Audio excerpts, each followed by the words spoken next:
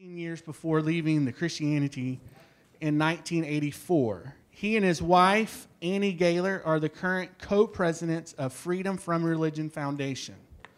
Dan has written numerous articles and books, including Godless, God the Most Unpleasant Character in All Fiction, and Life-Driven Purpose. Dan is also on a very busy, he just mentioned to me this, he's on a very busy travel schedule. And this is, I think he said, his 8th state, or will be his 8th state, or go through 8 states over these past, this week and a few other weeks and stuff. So he's been on the road a lot. So that's Dan Baker. Barker. I read it wrong. Dan Barker. I'm sorry. It's been a long day for me as well. So Nick Peters. Nick Peters grew up in the Knoxville area. He attended a Bible college where he found out about apologetics. And this is where he fell in love with studying and learning about apologetics. He holds a bachelor's degree in preaching and Bible from Johnson's University and is currently pursuing his master's in the New Testament there as well. He is married to Allie Peters, and he is also the author and founder of Deeper Waters, which is an apologetic site online, which challenges Christians and non-believers alike through the implications of their worldview. Nick's approach is rigorous and logical, but remains Christ-centered at heart. So these are our two people coming up here, and they're going to debate, does God exist? And so I'm going to turn it over to Jeffrey, which he is the president of the Atheist Nighthawks Club. And he's going to talk a little bit about that. All right. Welcome. My name is Jeff Burt. I'm the president of the Atheist Nighthawks here at the University of North Georgia's Gainesville campus. We are a chapter of Secular Student Alliance, and we are the best damn group on campus. So we hold weekly meetings, Mondays at 4 p.m., and we talk about everything from religion, philosophy, science, and technology. Really, no topic is off limits for our group. We support science education, critical thinking, separation of religion and government, and a number of other things. We are really excited to bring this event to you guys tonight, along with our partner group, Baptist Collegiate Ministries. And I'm going to turn it over now to Josh, who is the president of the Baptist Collegiate Ministries. Hey, welcome to the debate. As he said, I'm Josh Pendley from the BCM. We meet every Wednesdays from 12 to 1 in Nesbitt 3110B, the Cleveland Ballroom, in the newest building on campus. And even though we're called Baptist Collegiate Ministries, you don't have to be Baptist to come. We're welcome to anybody that comes in. And at our meetings, we have worship, we have Bible study, and we teach the Bible as inerrant and sufficient for all of life and godliness. And we view the Bible as objective truth, not relative truth, but objective truth. Like in 2 Timothy 3:16, it says that it's God-breathed, and then 2 Peter 1:20-21, it says it's from no one's own interpretation, not from man's own interpretation, but it was by God. So that's what we do at BCM. We have worship and Bible study, and we also go on mission trips throughout the world we just did disaster relief in Florida where the hurricanes hit all this past week, and got to do lots of cleanup work there, as well as sharing the gospel of Jesus Christ. I'm going to turn this back to our moderator, and hope you guys enjoy.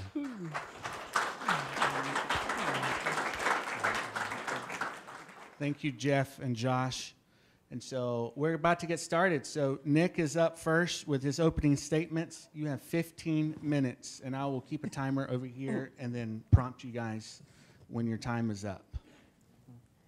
I'd also like to stress something else Deeper Waters does is we also have a focus on disability. My wife and I both have Asperger's and such, so that's a big drive for us. I'd like to thank several people for tonight, everyone, people here for inviting us, Dan for agreeing to this debate and such, people who helped me with my presentation, Mike Lacona, Tim McGrew, Matt Levering, Dan Vecchio, Richard Howe, Trent Horn, Doug Beaumont. If there's anyone I've forgotten, I'm sorry. And of course, my lovely wife, Allie, for being my support in everything that I do. We are here to discuss the question of God. I hope so all of you, this is really the most important question of any worldview. If I was presented with incontrovertible evidence that no being like the God of classical theism exists, I'd have to change every facet of my worldview practically. Likewise, I suspect if Dan were suddenly to be convinced that God really is there, he would have to change nearly everything he's been thinking. The case for theism has been made often even before the criticisms were there, in all honesty. When our intellectual ancestors wanted to know the truth about what they believed, they tended to be quite thorough. About 400 years before Jesus, there was a man named Aristotle who could very well be the greatest philosopher and intellect that ever lived. There appears to be hardly anything he did not investigate and study. This doesn't mean he was right in all he said, but he's someone to take seriously. His contributions to logic, ethics, and metaphysics are still highly influential in contemporary philosophy. He did believe there was a God, an unmoved mover. His conception of God has contributed a great deal to the theological development of the three major Abrahamic religions. It's a concept of an eternal, intelligent creator and sustainer of our reality. It would be in the 13th century when a monk named Thomas Aquinas would take his philosophy and Christianize it. He wasn't alone in doing this. Muslims and Jews were doing the same thing, aside from Christianization. If you gathered with Muslim philosophers, with Jewish philosophers, and Christian philosophers, and have them all formulate a doctrine of God based on what can be known from reason alone without divine revelation, there would be a whole lot more head nodding than head shaking going on. I want to emphasize 3 different ways to know God exists tonight. There are indeed more, but these will suffice. I hope to explain them in the best way possible, as for many people, when one looks at the ways of Aquinas, at first glance they don't seem that impressive. The reason is Aquinas wrote assuming the reader had a thorough knowledge of Aristotelian metaphysics. Moreover, Aquinas wrote in a concise summary form, so his work often takes some unpacking. Once one has that, the argument gets much more persuasive. The first is the argument for motion. At the start, I want to make a point to you before you start going the wrong way with this. Let's bracket for the time being the Newtonian understanding of inertial motion. Motion for Aquinas is the actualizing of a potential, a process of intrinsic change that is more universal than locomotion, applying to changes of qualities, growth, and substance. Consider that while I'm saying this right now, your minds are thinking about what I'm saying. At least I hope they are. You could have been thinking about any number of things, but my words sparked thoughts in you. They actualized the potential to think something different. Any change of any sort is the actualizing of potential. If you stand up, you actualize potential to stand. If you reach over and whisper something to your neighbor, you actualize potential to hear a whisper. Change is one of the realities in the world that, while we may not be able to prove it, it's a lot easier to accept it than it is to deny it. Parmenides denied it, and his student Zeno did not think an arrow could move to its target. But we observe motion all the time. Unless we have strong reason to think otherwise, our observations of change are a powerful reason to accept the reality of change as a crucial premise towards proving there is an unmoved mover.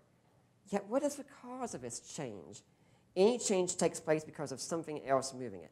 This could be by direct or indirect means. If one of you had a book on the side of your chair suddenly fall, no one would say it just happened. It was forces of gravity or something of that sort that caused it. There's also something else in this chain, existing. Note I said existing, not existence. We have this idea that something is born to existence and it's done. It stays here by its own power. We know that's wrong. No one sitting here can say, I will myself to not exist, and suddenly vanish. A suicide could kill themselves if they wanted, but they have to use something else to do the job beyond their own willpower. We rarely stop to ask what it is that holds all of existing in place. We debate so much whether God exists that we don't pause and ask what it means to exist in the first place. What does it mean to be? Existence is so basic to all of us, but we know so little about it. If I ask any of you to get a jar and put some existence in it and bring it to me to study, you would not be able to do it. You could bring in existing things, but not existence. Where is the source of all reality staying in place and of change taking place in reality? Suppose we have are secondary causes, that is, natural causes that we empirically observe. This would not provide a solution because secondary causes by their nature are just secondary. Aquinas called them instrumental causes. You need a primary cause, an efficient cause responsible for those. This cause is also something that doesn't have any of its own potential. If it did, it would be part of a chain and need a cause. It also cannot depend on anything else for its own existing. If it did, it would be part of a chain as well. What ends the chain then is a being that is by nature what it means to be. His very nature is existence. Classical theologians have also shown that such a being would have to be simple, as in not having any parts, immutable, eternal, omnipotent, omniscient, immaterial, and many other such divine qualities. These seem beginning as close to the God of the three Abrahamic religions, a perfect God in whom we live and move and have our being, as Acts 17:28 says. Paul understood that the God revealed by Scripture is also the God of a perfect being theology, which is what he preached to the Athenians when he revered the God of Abraham to be the divine source of all being, identified by Greek philosophers like Epimenides and Aratus. Syllogism. There is change.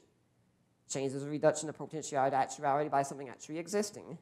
The reduction of potentiality to actuality by something actually existing cannot regress infinitely as an accidentally ordered series.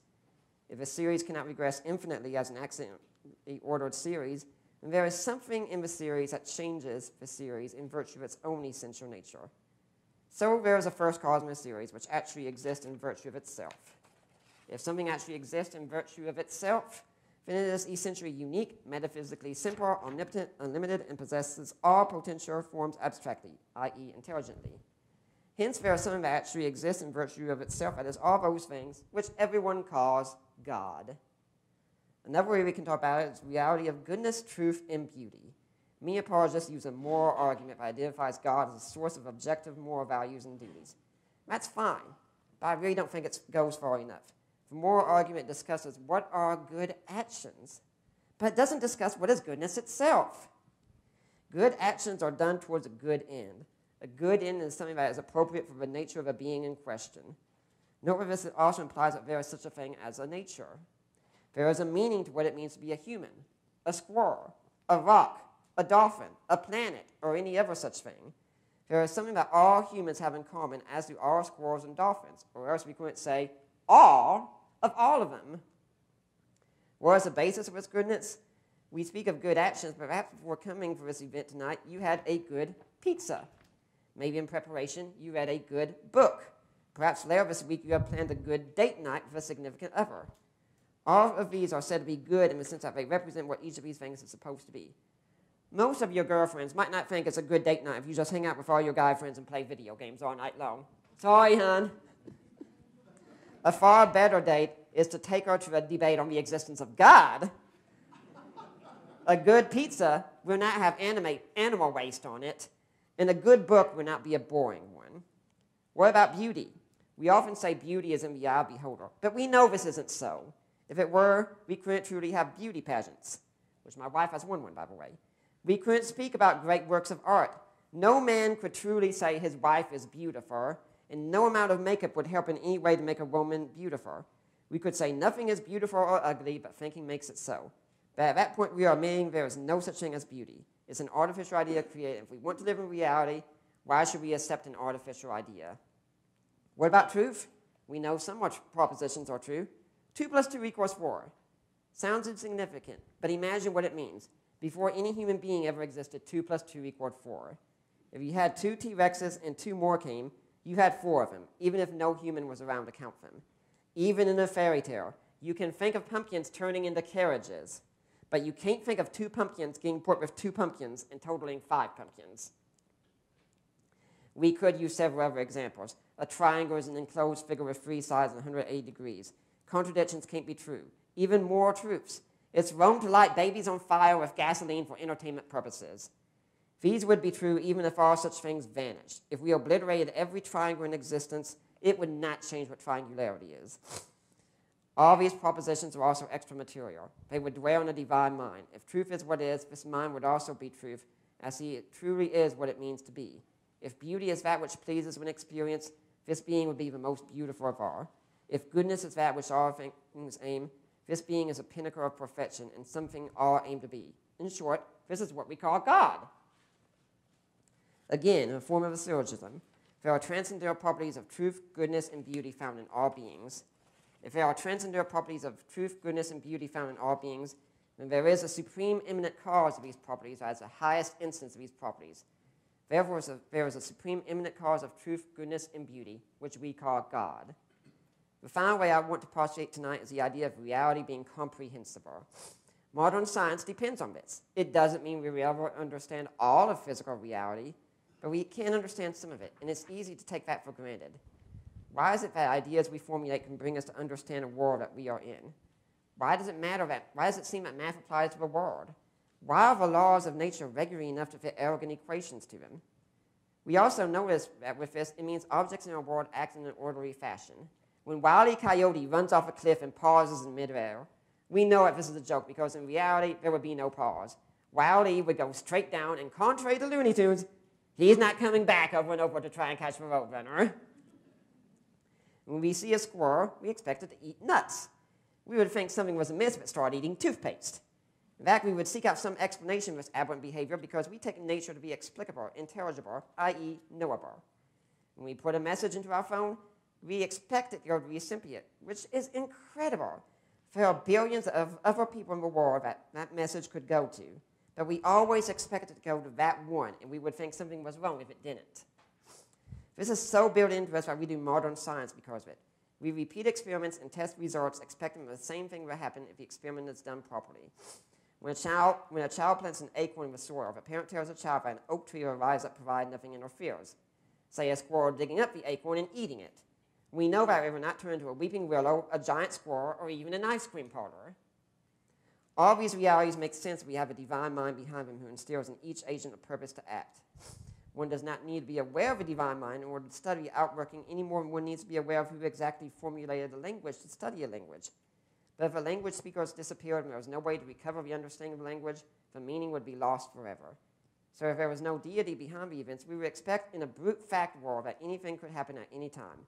There would be no laws of nature. There would at best be an inexplicable constant conjunction of events and a looming skepticism about the apparent natural necessities we observe every day.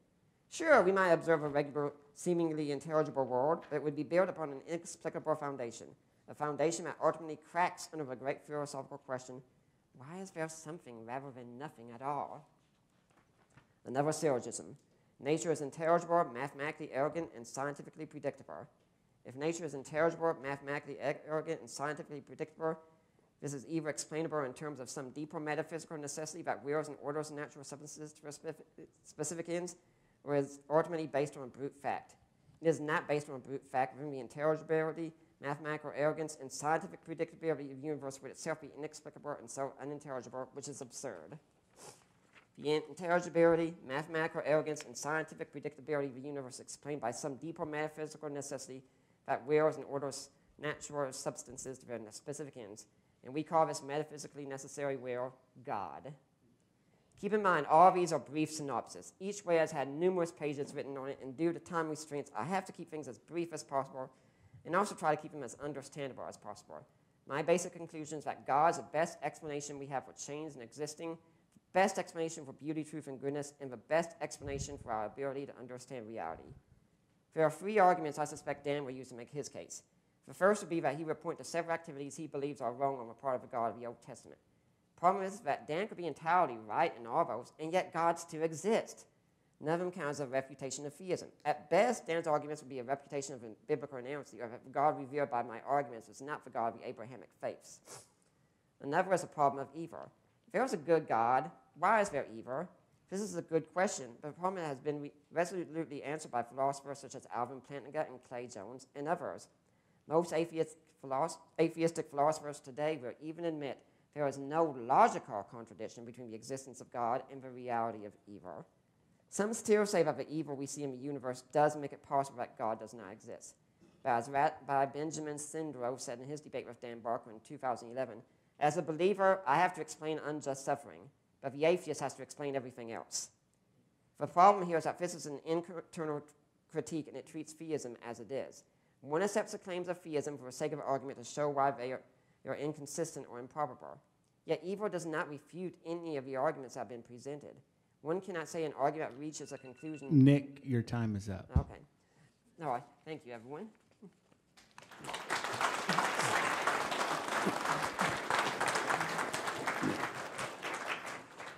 Dan, you now have 15 minutes for your opening statement.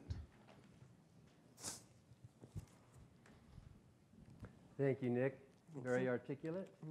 Thank you, Atheist Nighthawks. Thank you, Baptist Ministry. During my rebuttal, I will respond to Nick's remarks. I used to preach, as you know, that God exists, but after a lot of reading, a lot of thinking, I eventually saw the light. I threw out all the bathwater and I discovered there's no baby there. I write about my story in the book, Godless. And I will tell you why tonight I don't believe in a God. But really, if God exists, why are we having a debate about it? Why does this all-powerful God need arguments and proofs? Why not just reveal himself to me directly and to you directly? Is he too weak to speak for himself? This all-powerful God needs Nick to argue for him using just words. I offer this very debate tonight as one evidence against the existence of God. Nobody knows if a God exists. Nick doesn't know it. If he does, then I would know it too. What Nick has is a belief. It's theism, is the belief in a God. Theism is not knowledge, it is faith. The Bible even says in Hebrews 11:6, he who comes to God must believe that he exists. Belief is not knowledge. Atheism is the lack of that belief. Atheism just simply means not theism or not belief.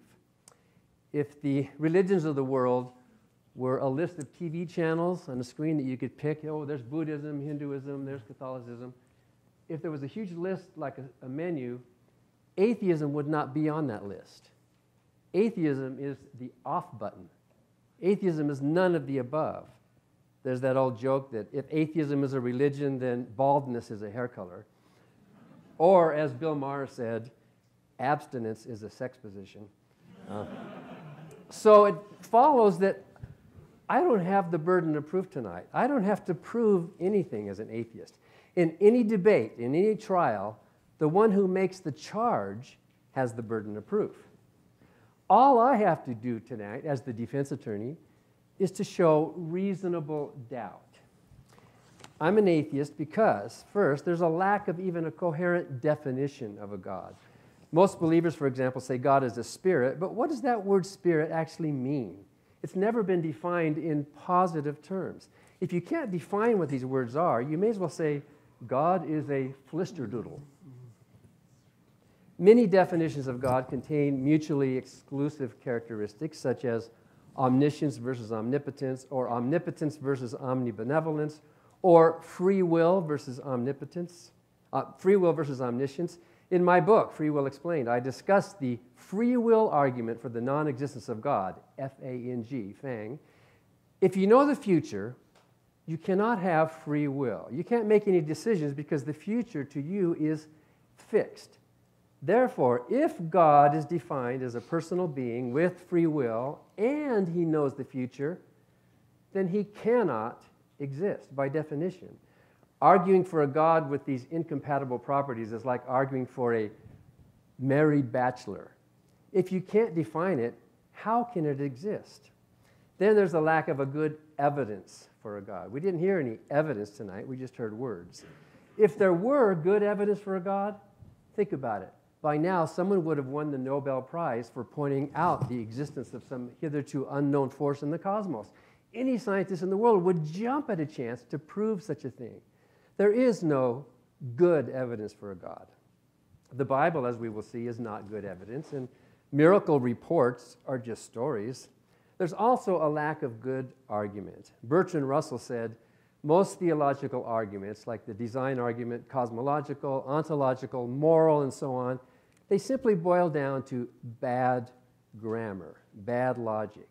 We've heard some of that tonight, some bad logic and equivocation and category errors in Nick's statements.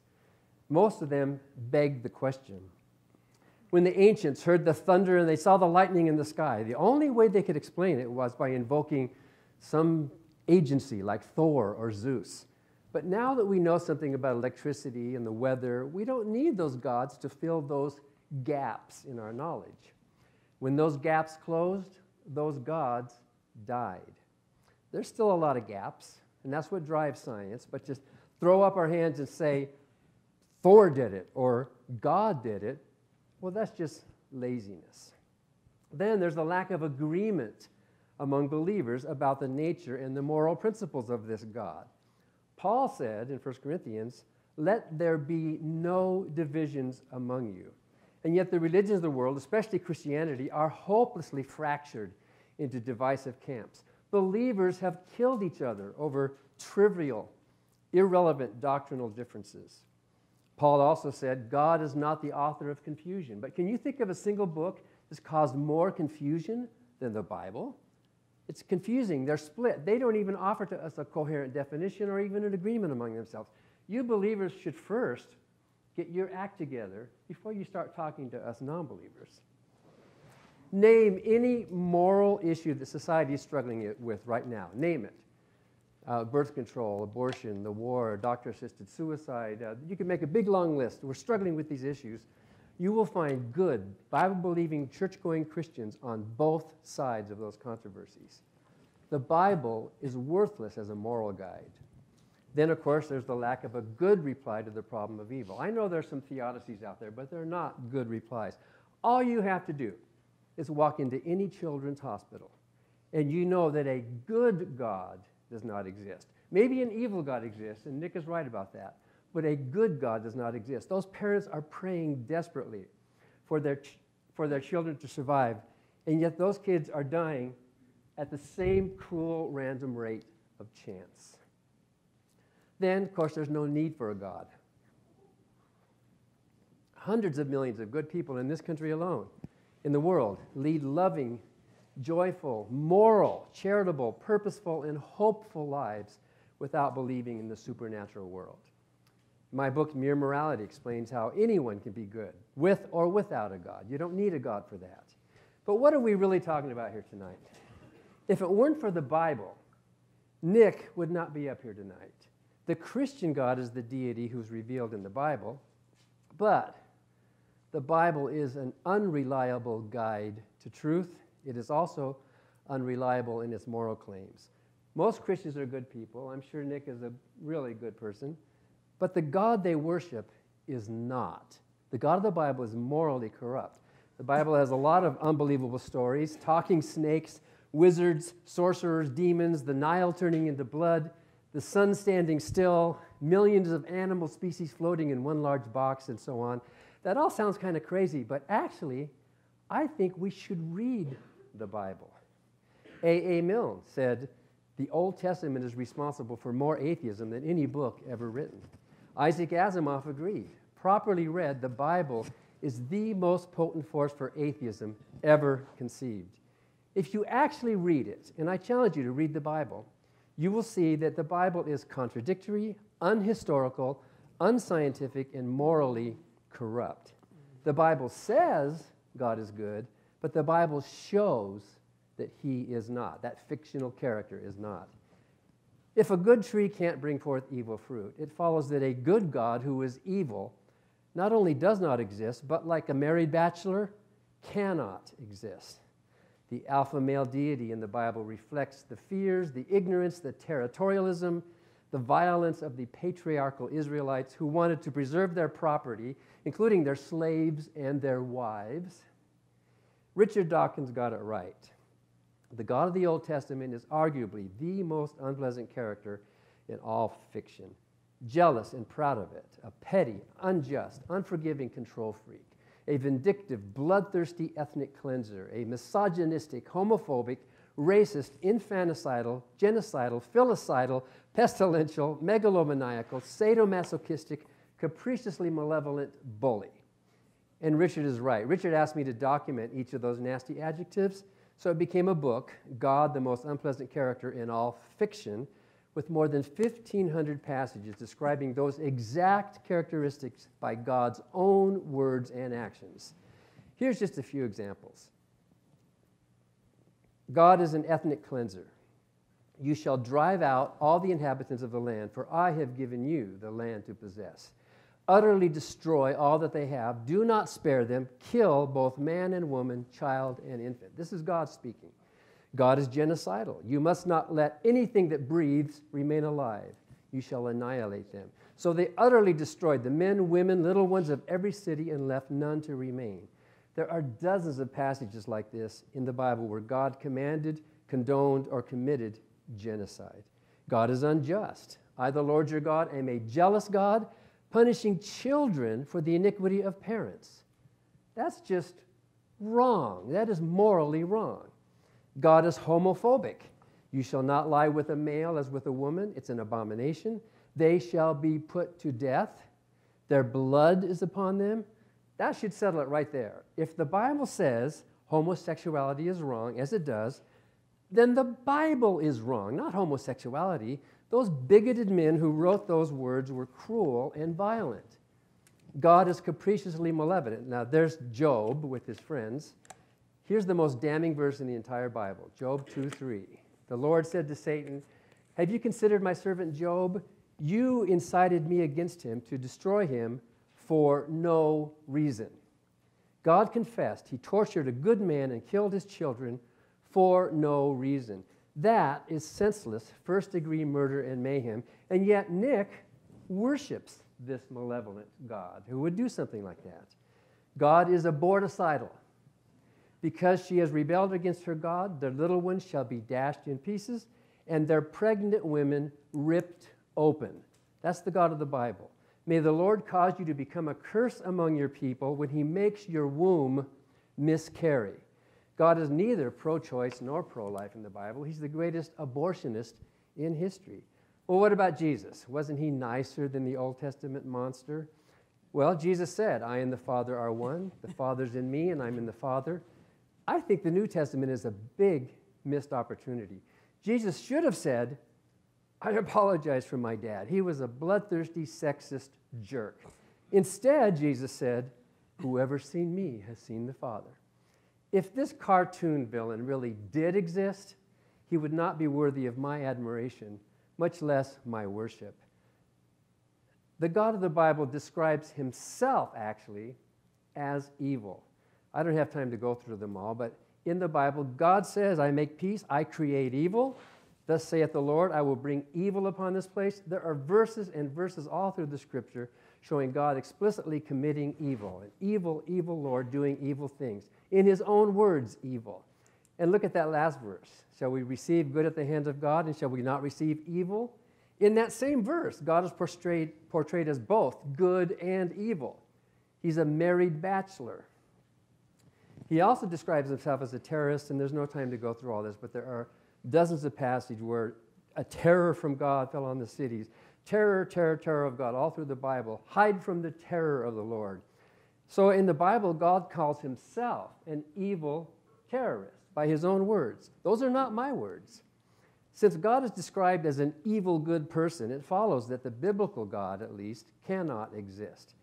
Those passages I read are just a tiny sample, but you don't have to buy my book. You can find them for free at unpleasantgod.ffrf.org. Jot that down. You can find all those verses and more. I haven't mentioned the contradictions. Something's passing here. The historical and scientific mistakes. I wish we had time for all that. But we've seen enough to ask this simple question. What do you think is more likely? That the Bible is the product of an immaterial, supernatural, transcendent creator, or that it's the product of patriarchal priests and fearful prophets? Since there is no coherent definition, and there's no good evidence, and there's no good argument, and since there's no agreement among believers, there's no good reply to the problem of evil, there's no need for a God, and since the biblical God in particular is discrepantly good and evil, it makes perfect sense not to believe in the existence of such a creature. So you're the jury. My job is just to raise some reasonable doubt. His job is to prove that God exists.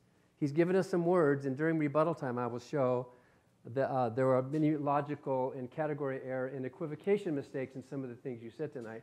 Aristotle was brilliant, but you admit he got a lot of things wrong, and you repeated some of his errors tonight. So let's wait till the end of tonight, and then we'll ask the jury for a verdict. Thank you.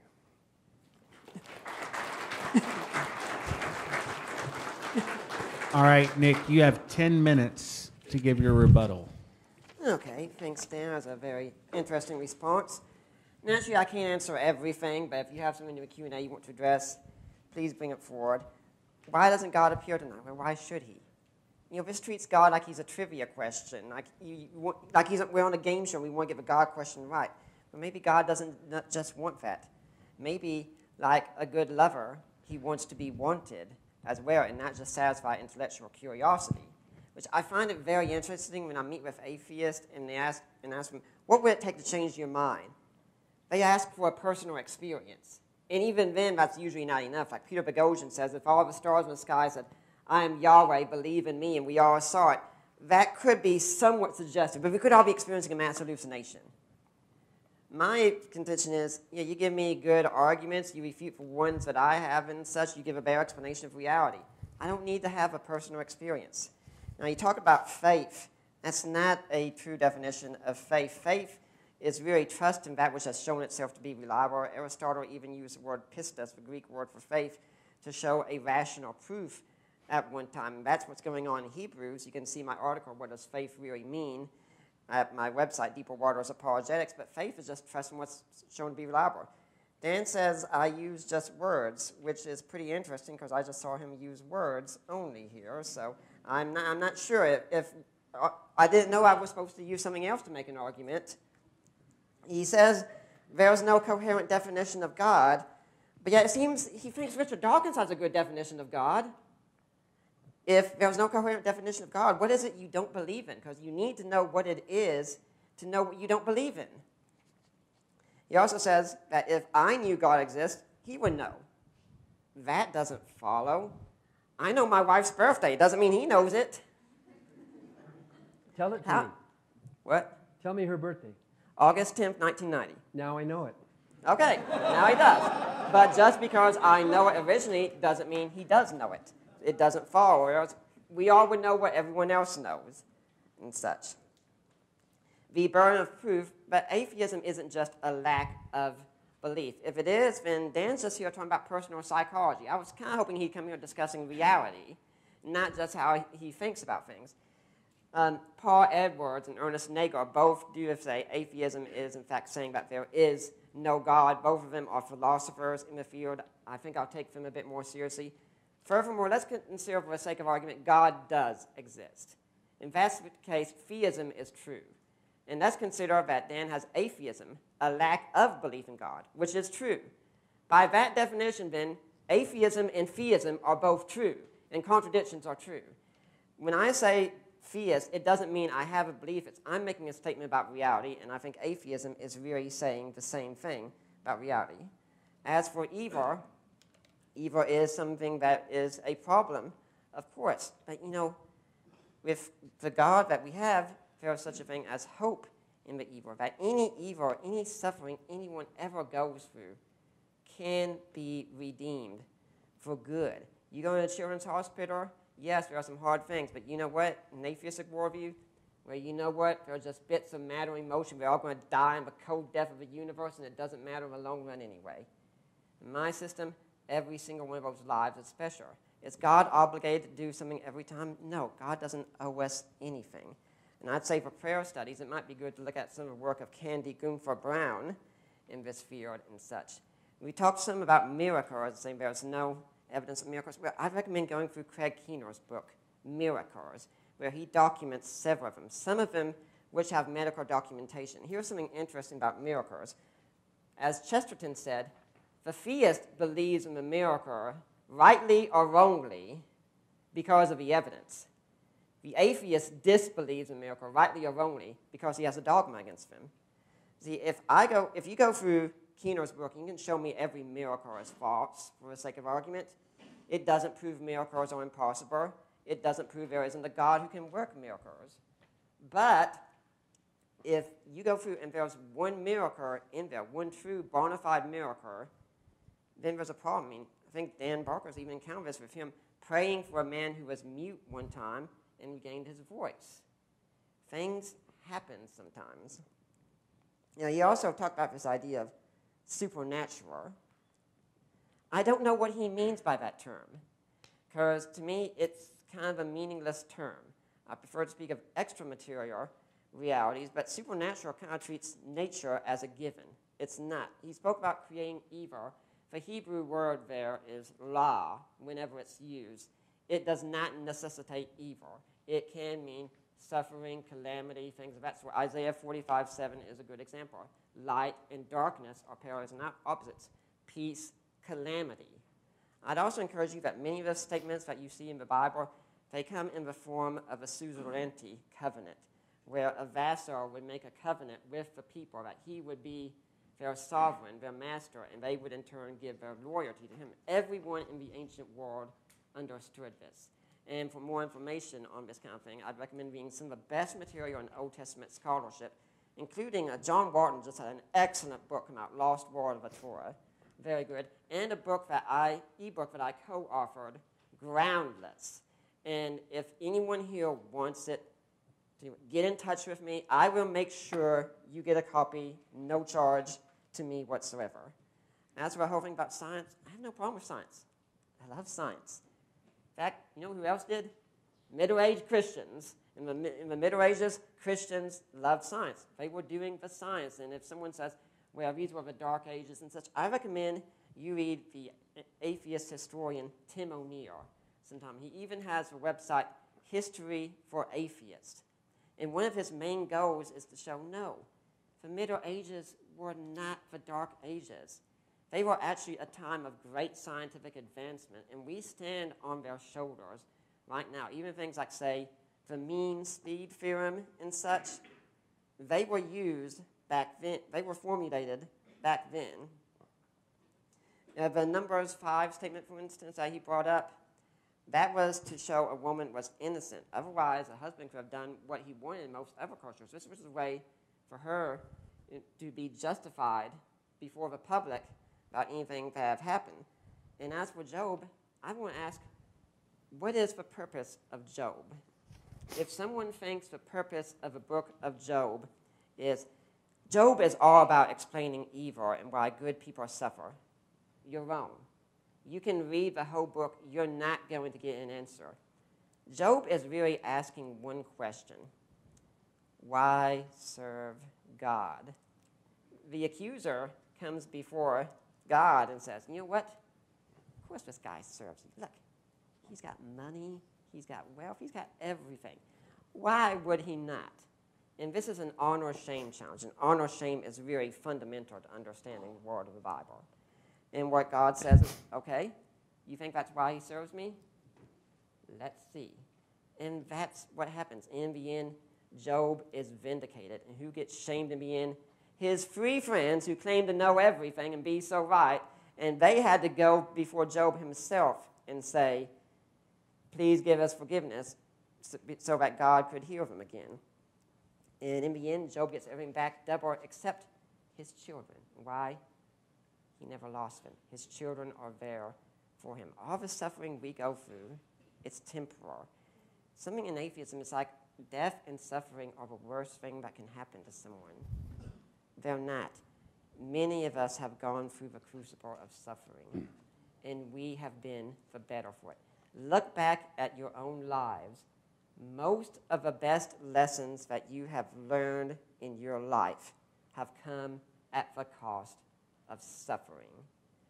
Much of what I've gone through, I've learned through suffering. And I do know this in the life of a disabled person. So some of you might have seen me, some of you have seen me, one of the things I'd like to do a lot is run. Why do I do this so much? Because right back here I have a steel rod that I got when I was 15. When most kids were learning how to drive, I was learning how to walk again. And it's something I don't take for granted. And part of the problem I think Ant has is he's got really an emotional argument against God. Pretty much God doesn't exist because he does things I don't like. I should say, if that's the case, most of you have exes that no longer exist. Congratulations.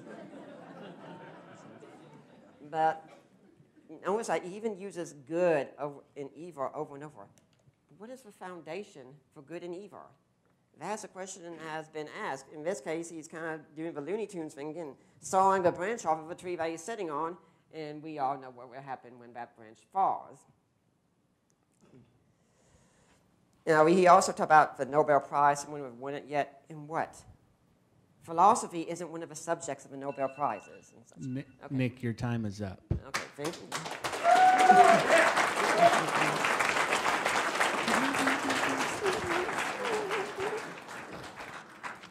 So, Jeff, is there any more water you can bring up here by any chance? Somebody can do that. Dan, you now have 10 minutes. How many of you came initially to your belief in God as a result of contemplating Aristotelian metaphysics?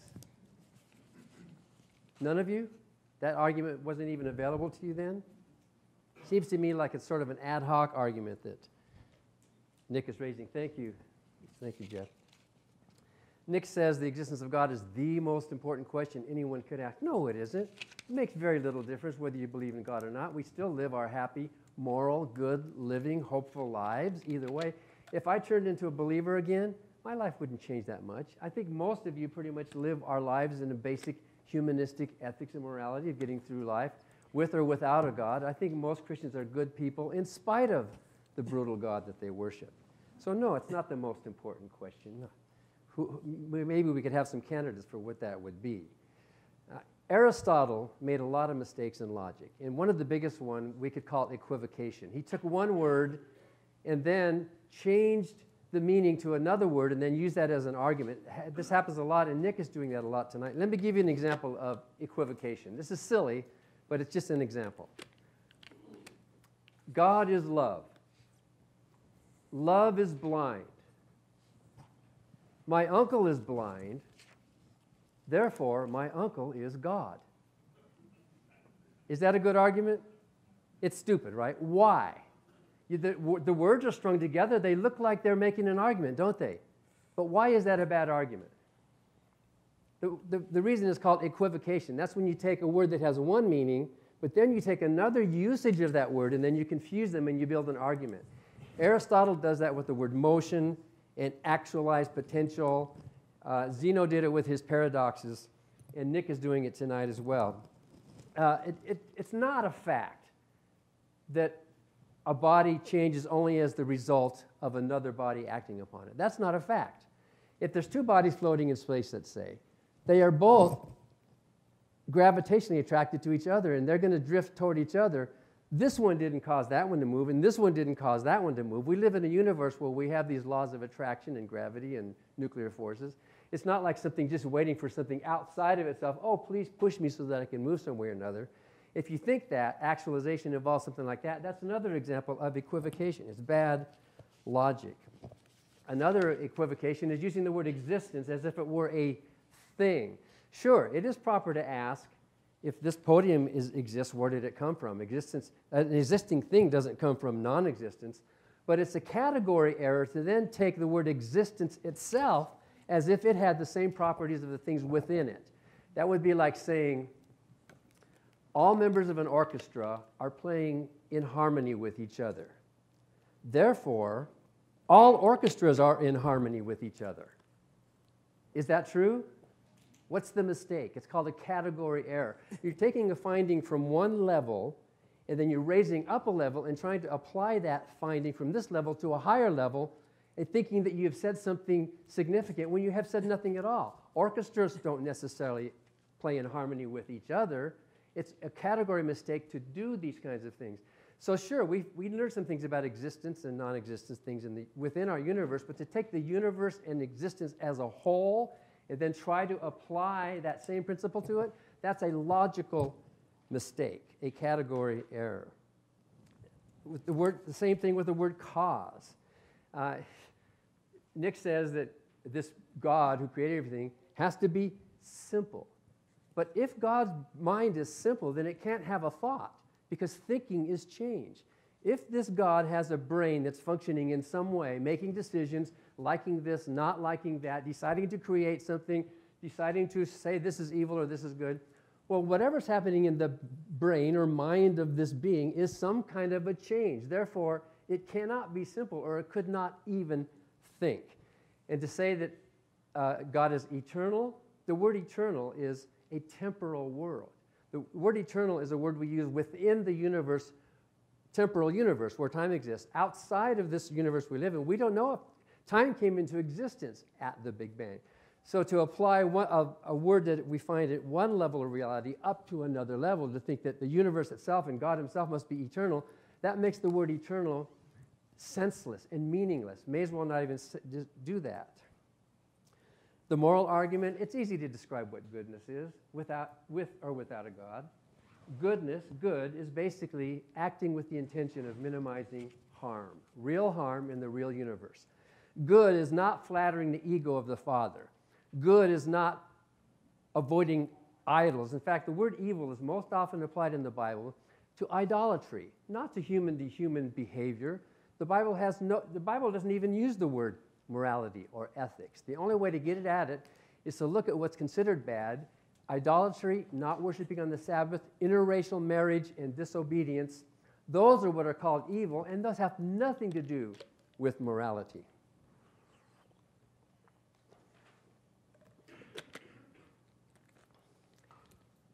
Two plus 2 equals 4. Nick says that before, in the age of the dinosaurs, that was still true. That's not true. 2 plus 2 equals 4 is a concept that resides within a functioning mind, either biological or perhaps computer mind. When the dinosaurs existed, 2 plus 2 did not equal 4 unless somebody was there to say 2 plus 2 equals 4. Let me give you an example. Suppose I have a table with 2 apples on it. And then I put 2 more apples on the table. How many apples are there? No. There's billions of apples. In order for that to make sense, you have to have a concept of just limiting to this table. Something, if there's 2 apples here and 2 apples there, the dinosaurs are going to see apples, but it's only when you have a functioning mind that does a mathematical function like that, that then you can say something meaningful like 2 plus 2 equals 4. You have to say 2 apples on this table plus 2 apples on this table. That's a concept. That's not a reality. So 2 plus 2 only equals 4 inside the concept mind. It is true that if we went back in time to the time of the dinosaurs and started using our conscious mind to do that, we would conclude that 2 plus 2 equals 4. But it's not a concept that exists outside of our minds. That's another category mistake. That's assuming that because we have a concept, it's called reification. Somehow a concept becomes a thing that exists forever. Talking about transcendental properties in order to prove the existence of this God is begging the question, because the word transcendental means to go above and beyond nature. Let's use that instead of supernatural. Transcendental is the word you would prefer to use. But that begs the question, because if you're using transcendental properties as an argument for your God, well, that's the very thing you're trying to prove. If you're assuming that there are things that are truly transcendental, well, that's begging the question, because that's the thing you're trying to prove in the first place, that there is this realm up there within which this being exists. The Hebrew word ra in Isaiah 45:7 means evil. It means moral evil. It's the same word used in the Garden of Eden when they shouldn't eat from the tree of good and evil. And most often ra means moral evil. And in fact, in Isaiah 45:7, you can see the contrast there. Even if it only means calamity, let's say you're right, it only means bad. Well, that's still bad. The God of the Bible is still doing bad stuff, whether you call it evil or calamity or whatever. It doesn't make him any better of a person.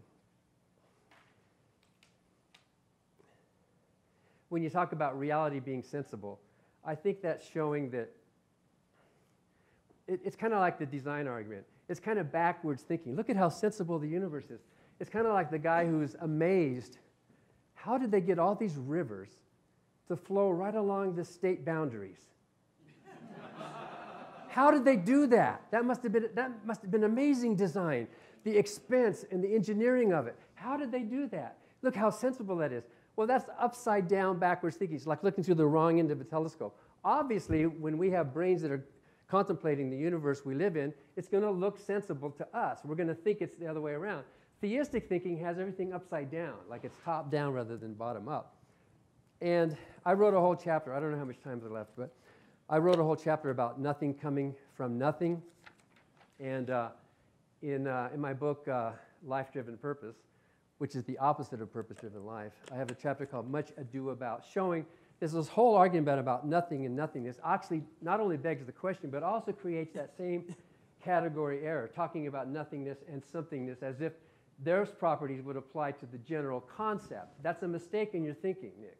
It was a mistake in Aristotle's thinking, and it's a mistake in the thinking of a lot of theists. So you offer then at the end of all this words. By the way, you have the burden of proof. I don't.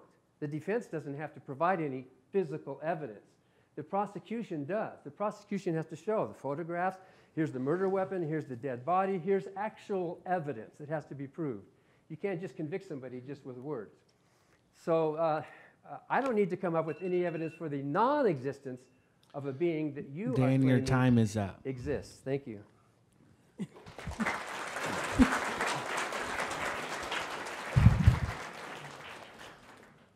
We are going to take a 10-minute break, so I hope you can formulate a question if you have any questions that you would like to ask Dan or Nick. So take a 10-minute break, and then we're going to get set up for Q&A. All right. We're going to go ahead and get started back again. Here's how we would like the questions to go. We would like for you just to ask a question and not give like a 5-minute summary and then your question. Get to the question so we can get through as many questions as possible. They're going to have 2 minutes if it's directed to them and 1 minute if it's not to respond to the question, if they choose to do that. So the person at the mic, you can go. Hi. So my question's directed towards you. When you're talking about suffering, I understand that you had a hard story. You overcame. I respect that. That's great for you. My issue when it comes to the argument of suffering, we can take an extreme. Let's say a famine not caused by human error, just drought, natural causes. Mm-hmm. There's a town in Africa. Everyone in that town starves and dies. This happens in history before, plenty of times. That suffering causes no growth. If you die, everyone you know dies. How does that benefit you or your family or society as a whole, and how does a God allow that to happen? That's a good question. It's the same kind of question that sparked the idea behind Candide and such. The earthquake in Lisbon destroyed so many people. It was Voltaire who wrote that. Here's the thing, though. You said that causes no growth, no good, nothing. How can that be known? None of us can establish that. If anything, when we see those kinds of things, we all know about it happening, and it raises awareness for all of us. And I think one of the reasons also some of this kind of suffering happens in the world, really, is because, in many cases, I'm a strong capitalist, but our own greed. We don't give as much as we should to things. And when we do the kind of aid, sadly, there are a lot of evil leaders out there that take all the food and such that we send to countries without taking it on their own. What has to be established for the atheistic argument to work is there is no good whatsoever that can come from this. And I would say, in atheism, though, if they die, well, they die, and it's going to happen to the rest of us. We're all going to die eventually anyway. So what's the big deal? The thing is, the reason you know there's a problem there is because you have an inherent sense of goodness. Now, you don't need for God exists to know what that is, but to have a foundation for that, yes. I would recommend really you read some works by Clay Jones, for instance, and Alvin Plantinga. In all cases, people always remember, familiarize yourself with the best scholarship on both sides of every argument. So God is causing earthquakes and tsunamis and diseases and disasters and famines so that other people can learn a good lesson from that. That's what you're saying, basically. No. That's what you just said, that there would be some good to come from it. With that kind of thinking, you have no basis for morality at all, because anything then could be good. I would challenge Christians to name something that would actually be really bad, other than what the Bible says, and you're misunderstanding Job. The book of Job is, sure, it's about obedience because the people who wrote that book wanted them to be obedient. But the point of my argument with Job is that God himself admitted that he destroyed him and he killed his 10 children who were not replaced, by the way. 10 new ones came along. He said he did it for no reason. There's no moral lesson in the book of Job at all. Look at it. The only moral lesson there is God's powerful. He can do what he wants. Shut up and just praise him. That's all there is in Job. Next question. Yeah, this question is for both the panel. If there is a God, why would he tolerate, or some might argue, encourage his human creations to commit war, genocide, and just wreak death and destruction in the world? Thank you. Thank you. Who do you want to take that first? I was aiming at both of you guys. Well, I think it's aimed at you. Yeah, I figure I'd take it first. Well, it depends on the cause. And depends on what exactly we're going for. I think most of us would say going into World War II and stopping Hitler was highly justified. I think most people today would say the Civil War was justified in ending slavery, for instance. War can sometimes be justified if the cause is a good cause that we should be fine with. It doesn't mean how we fight for it is right. It doesn't mean the methodologies we use to fight for it is right. But it means the cause can be right. Like, I'm normally a kind, peace-loving guy. I can assure you that. But there is a rule, for instance, on my Facebook page. This is a hidden rule. If you disagree with my wife on something, that's fine. You can argue with her all you want and such. But if you dare show up and insult her, you will know what war looks like at that point, because I will show up and my claws will come out entirely, and I will have no mercy. I think some think war is allowed because there are evil people in the world, and evil people do need to be stopped sometimes. Not all wars are right, but some are. I mean, the Crusades, for instance, when they first started off, they started because Jerusalem was being besieged by Muslims, and the people were being killed and enslaved and everything else. And Mary said, give us help. I think most of us would agree that's a good cause for help. Did everything go right after that? Well, no, sadly. But it depends. If we say all war is wrong, I think we have a problem, because then we have to say World War II was wrong, the Revolutionary War was wrong, the Civil War was wrong. If we say all war is right, well, then anything becomes justifiable. It depends on the action itself, the desired outcome of the action, and why we're doing it in the first place. If the concept of a just war is meaningful, and I'm not going to argue that, it would be with the intention of trying to minimize overall harm. It would not be with the intention of trying to maximize overall harm. I think you agree with me that a defensive action, if somebody's attacking you in your home, you have the right to defend yourself with the minimal amount of force required to stop the threat. But the God of the Bible committed genocide with the intention of maximizing overall harm. It wasn't because those Canaanites were any worse than the Israelites. He said, kill them all, the babies, the children, the animals, everything. In fact, Saul was chastised for keeping a few animals alive, and he lost his kingship over that.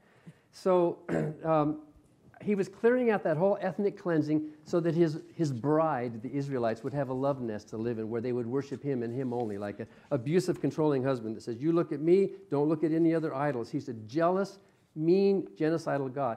Maybe your argument has some sense today if we are defending ourselves against an aggressor, obviously.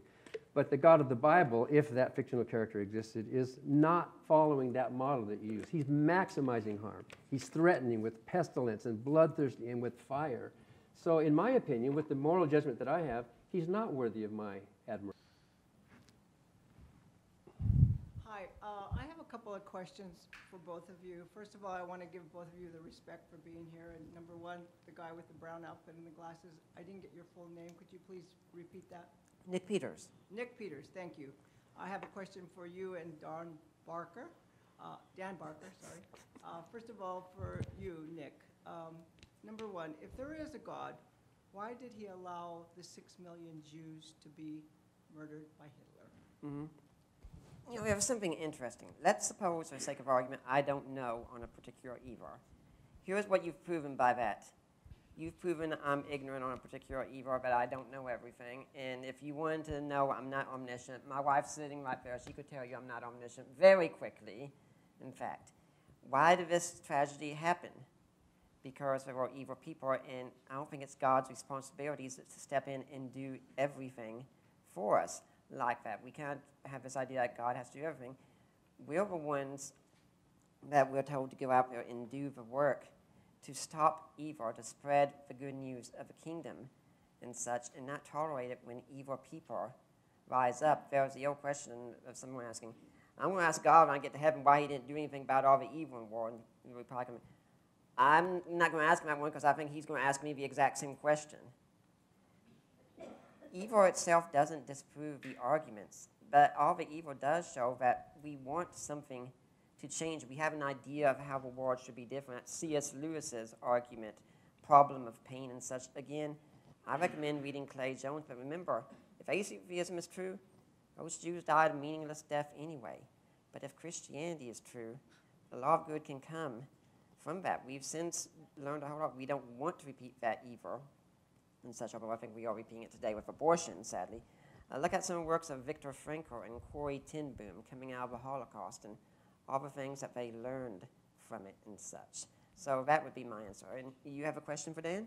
Well, I would just say to you, Nick, that is not nice to say that they died a meaningless death. But anyway, going on to Dan Barker. Can she ask two questions in a row, or should I just respond to her? Do you first want to question? go ahead? Let Dan respond to the first question. Okay. So basically, your answer, Nick, was very amoral. There seems to be no moral compass or guideline in your mind to decide what is good and what is bad, because according to you, if we had a bigger picture, anything could actually be good. If I were a good God, I would have stopped the Holocaust. If I were a good God, I would have given those 9/11 pilots heart attacks or something. Suppose you were standing there, Nick, on 9/11. Suppose with no risk to yourself, you could have stopped 9/11 from happening, or the Holocaust. Suppose you could have. Would you have done it, just as a human being? Yes. Yes, you would have. So by not doing it, when you had the ability to do it, aren't you complicit in the act? I would have stepped in. I would have done something good about it. So you and I are nicer than God. Yeah, exactly. And this is a very simple question, if I can just ask this one thing to Dan Barker. I have a real problem with Facebook when everybody dies on Facebook, family, friends, and everybody says, well, they're going to heaven. There is no heaven. So what would be a good response, Dan Barker, to these people on Facebook? I would say let them think that. It gives them some comfort, even though it's not true. I say condolences, but what would you Yeah, it gives them some comfort, but unless they're asking me for my opinion. But a lot of believers find comfort in their faith. Hindus do, Muslims do, my Native American ancestors found. So it's only if they want to know what we think that we would. I don't think we should be pushy and interfering in people's grief like that. So thanks. Thank you very Can much. I respond to that? Yes. And part of what's going on also with Dan, I think it's Dan's got a concept called theistic personalism, where God is just a big person like the rest of us, and God has moral responsibilities like the rest of us. But he doesn't. Morality is when someone does what they ought to do, but there is no ought. We're not saying everything is good. Scripture itself argues against that, but everything can be used for good. And to clarify, definitely no one has said the deaths of the Jews are meaningless. But I've said if there is no God, I think everything ultimately will be meaningless. But because there is a God, every single person, every single human life, even life in the womb itself matters. Each human being is worth more than the universe itself. Next question. For Mr. Barker, it's fascinating to me that you were in the evangelical community for 17 years and walked away. And I know you said it was research and papers, but was there a pivotal thing that happened in your life that personally made you walk away, or was it just, in your view, logic, or was there some moment in your life that made you say, that's it, I'm done with this? Because obviously you were a true believer, I'm assuming, and then something had to happen that made you walk away. I'm curious as to what that event was. A lot of people say to me, Dan, if you were a true Christian, you never would have left. But I argue, and you can read it in my book, Godless, that if I was not a true Christian, then nobody is. If I was not a true believer in Christ, then neither is Nick. Because the Bible says you shall know them by their fruits. You don't judge. You don't decide who is and who isn't. And my life exhibited all the fruits of the Spirit and all that, and people were getting saved. People were in the ministry today.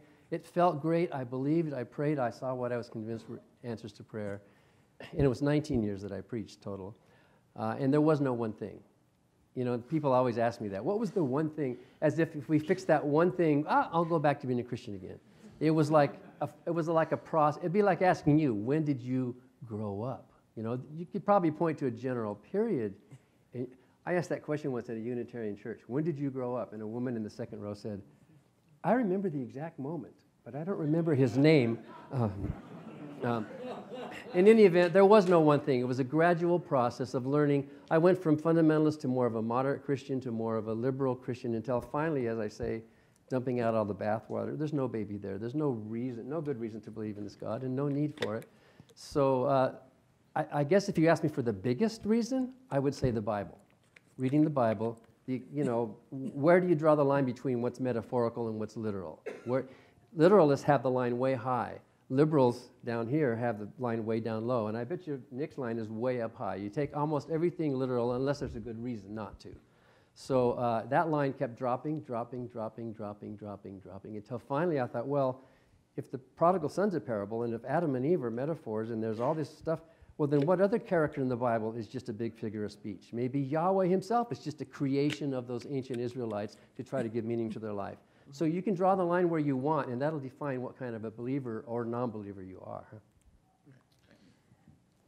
I think if someone tells a story about their past experience, we should give them the benefit of the doubt unless some evidence comes up otherwise. I give Dan the full benefit of the doubt about what happened to him in his past and such. However, if he takes the view that I'm a strong literalist and such, well, it depends on what you mean. If you mean you read everything in a black and white fashion, no. If you mean trying to read the text according to the way the author intended, absolutely. I'm a strong literalist because I try to read the text the way the author intended. And something that I think is the problematic with Dan's approach is it seems like his mindset has remained exactly the same. It's just his loyalty that differs. I mean, I looked through his book Godless on Google Books again today and such, typed in names like Plato and other things like that, couldn't find them. And when I went through your book on God, the most unpleasant character, there was very little arguing with scholarship contrary to your opinion. And I tell people, always be cautious, no matter who makes an argument, of the sound of one hand clapping. Any argument sounds persuasive with rhetoric and emotion, but go back and look and be Joe Friday, just for facts. The next question. Yeah, this question is for both of you. What do you propose to be the proper method for determining what is good? Mm-hmm. And what do you propose to be the proper method for determining what is bad? Well, I'll answer that quickly. I just wrote a book called Mere Morality. And good, by my definition, and as long as there exists at least one naturalistic, plausible definition for a moral philosophy, we can't say that the religious one is the only one. But my definition is that you are a moral person if you are acting with the intention of minimizing harm. Harm, if you had to summarize morality in one word, it's harm. It's not flattering the ego of the dad. It's not idolatry. It's not refusing to worship on the Sabbath. It's not intermarriage with people of the wrong religion. It's not any of those things that the Bible says are wrong. It's none of those things. The Bible doesn't even talk about morality. Morality has to do with real harm in the real world. And whatever that is, it's natural. Predation, natural disasters, war, disease, lack of shelter, hunger, lack of water, you name it. You can make a long list of things that harm and threaten to harm us. A moral person is the one who's acting with the intention of minimizing that harm. You can't eliminate it all. Of course, we live in a natural universe and we bump into things. But you are moral and you are acting as a good person if that's your intention. So that's what we all do. All Christians, all Jews, all Muslims, even Nick, uses that basic harm principle when deciding if somebody's actions are good or not. You look at, well, what's the harm caused? That's basically it. You don't need a God to tell you that. You don't need a list of commandments to tell you, oh my goodness, let's see, should I take this cigarette and burn a baby with it? Let me think here. You know, and partly it's instinctive, partly it's taught, partly it's your rational decision to evaluate the relative merits of the consequences of competing actions and pick the path to the best of your ability that causes the least amount of harm. It's all a natural exercise, a natural philosophy. This is not necessarily utilitarianism or even a negative utilitarianism like Jeremy Bentham. Oh, I'm quoting a scholar, sorry. Like Jeremy Bentham would have said, because how do I know what is the greatest happiness for the greatest good? But I do know that my actions can contribute to lessening real harm in the real world. The Bible does not give that answer at all. The Bible is an amoral or an immoral book because the ultimate harm is idolatry in not obeying and kissing the feet of this father figure who said you got to love him or nothing else. So the Bible is a bad moral guide. At least some of us naturalists have a good moral Dan, guide. your time is up. Thanks.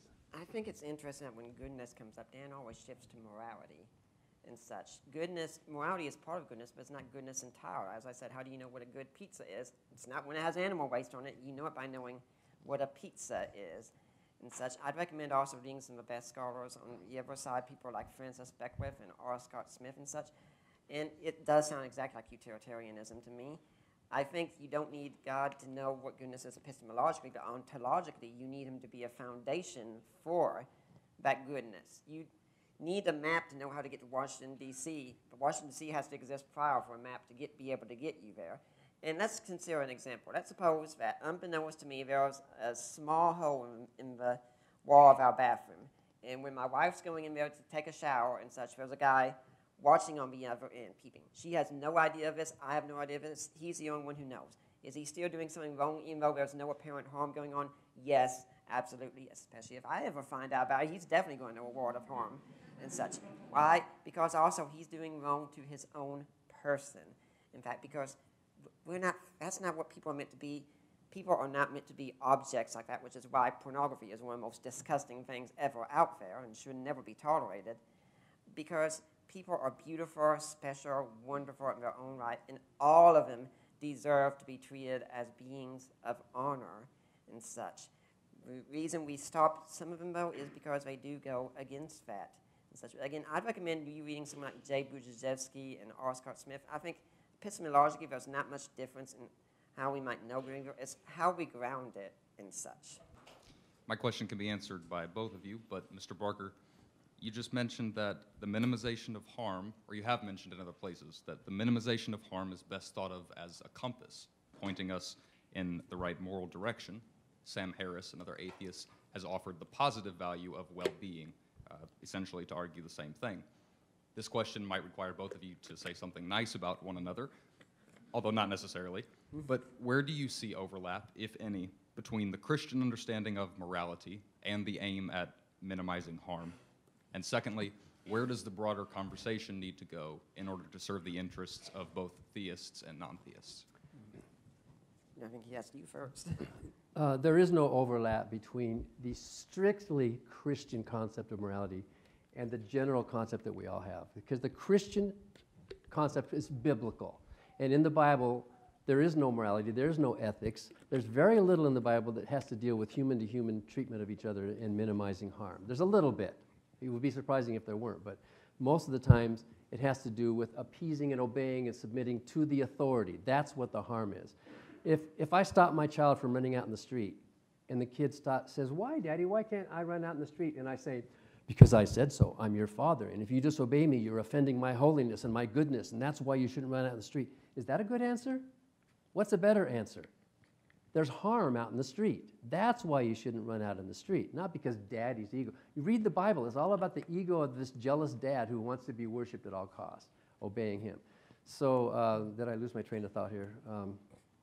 There was something else you said in your question. The second question was, where does the broader conversation need to go in order to serve the interests of both theists Oh, yeah, and non-theists? okay, so I think in my book, Mere Morality, I think we strip out religion. C.S. Lewis would not have done that, but if you strip out religion, it's non-essential because you find good people in all religions. I think most Christians are good people. I think Nick's a good person, but it's not because of Christian principles, it's in spite of Christian principles. The Bible nowhere lays out a moral philosophy at all, utilitarian or otherwise. The whole thing is obedience. So I think the common ground here is the fact that in our daily lives, we're all basically doing the same thing. We're trying to get through life with a minimal amount of harm. That's what we're trying to do. Less violence and more understanding.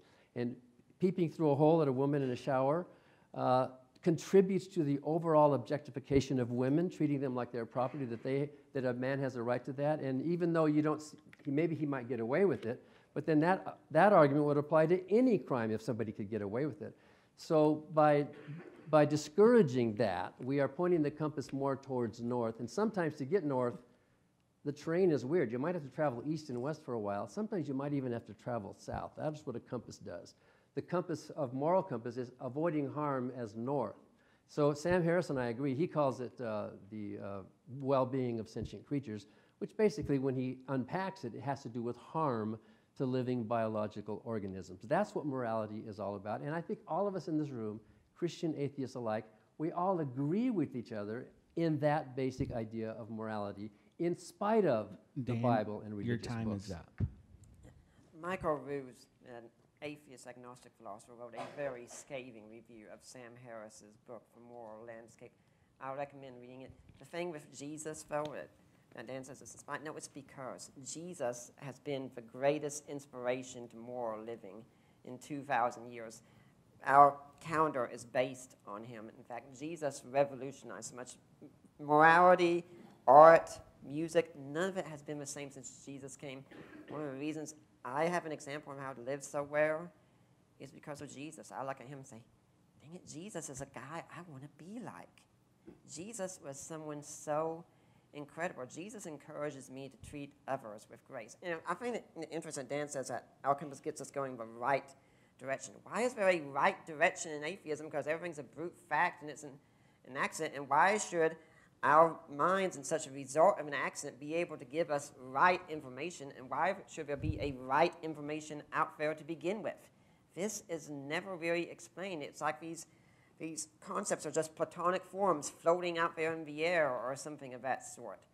Now, we all do need to come together on our issues, and I would encourage Christians, please don't go out and just say, the Bible says so and such. Give other reasons, because if you just say the Bible says so, it means no more than to a non-believer than if a Muslim comes up to you and says the Quran says so. If you think something is true, you're going to be able to defend it and such regardless. I think the Bible does give us true answers on many more issues and such, although they need to be properly understood within the social and historical context. But it's just like you don't need a math book to understand mathematics, but it sure does help if you have one so you don't have to discover algebra all on your own. Next question. This question is for both of you. Science says that if you make a claim or state a theory, it should be testable and repeatable. So I'm going to give you an illustration and have you both respond to it. Suppose that two people go up 30 stories and they both jump out a window. And the atheist knows about the law of gravity, so he puts a safety net down there. The Christian has faith, and he's going to pray that he's going to have a soft landing. Which one do you... Who do you want to address that first? I think it's really aimed at you, so. Okay. I'm going to use a term that's not nice. If a Christian's an idiot, okay? This is even something Jesus said, do not put God to the test. Now, in science, things do need to be testable and repeatable. Yes, but to an extent, we can't always do that. I'm sorry, you can't recreate what the CERN super collider scientists are doing in your own backyard. You have to trust what they're saying. But not everything's that same way. We don't go and say, okay, let's murder someone. You know, I'm not sure how that one worked out. Let's do it again. Morality is not tested scientifically. Philosophy is not tested that same way. It's a mistake. It's like saying, you know, I went to the beach with a metal detector, and I went over it because there was supposed to be a treasure map there, and it didn't come up with anything, so there wasn't anything there. Where that might work if a treasure map was put in a treasure chest. But if it was just a sheet of paper out there, you can put a metal detector out there, and you can be searching all day long. You will not find a piece of paper.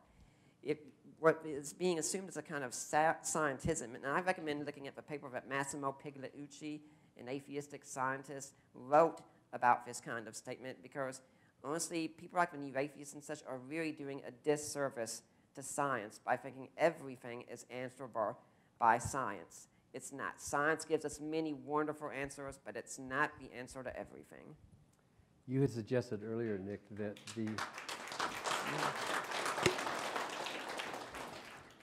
still science can address everything. Music gives me a beautiful aesthetic experience that science can at least describe. Yeah. Love can be tested and observed. I mean, anything you think about, we can at least examine. It doesn't have to prove it or be a part of it. But you had suggested earlier that, talking about science, that what kind of a Nobel Prize would you be wanting to win? Because this is a philosophical question rather than a scientific question. That's wrong. The existence of God is a scientific question. A universe with a God in it or around it would look different from a universe without. You would expect to see that prayers were actually answered more statistically, because the Bible says very clearly, all things whatsoever ye shall ask for in prayer, believing, you shall receive. How else can you interpret that phrase, all things? Many verses say that prayer would have an effect. But when science looks at this, we see that nothing fails like prayer. Prayer has about the same result as random chance, and we all know that. If it were true, scientists would really have a gold mine here if they could examine prayer, direct or intercessory prayer, and say, look at this. These people prayed, and there were actually better results from believing what the Bible says than not. That's a scientific question. We could measure that. We could examine it. That person would probably win a Nobel Prize for pointing out, yes, there's some force out there that we don't know about. So don't try to dodge the issue by saying this is just a philosophical question. According to science itself, so far the existence of God is coming up 0. Next question. Hi, my question is primarily to Mr. Peters, but I'd be interested in hearing Mr. Barker's comments as well. You basically led off with the cosmological argument, and Mr. Barker pointed out some categorical errors in that. But even if I accepted the cosmological argument for the existence of a God or gods, and you say that, well, now you then look at the Bible and say, okay, well, this is the God that I choose to believe in based on the cosmological argument. How do you justify your atheism in the Hindu god Brahma? Because they also have a set of holy books called the Rigas. Mm-hmm. And the cosmological argument applies just as well to the god Brahma as it does to your God. Actually, I don't think it would, because that's a much more pantheistic concept. But even if I was wrong, a very simple answer to your question: how do I justify belief in Christian theism? Jesus.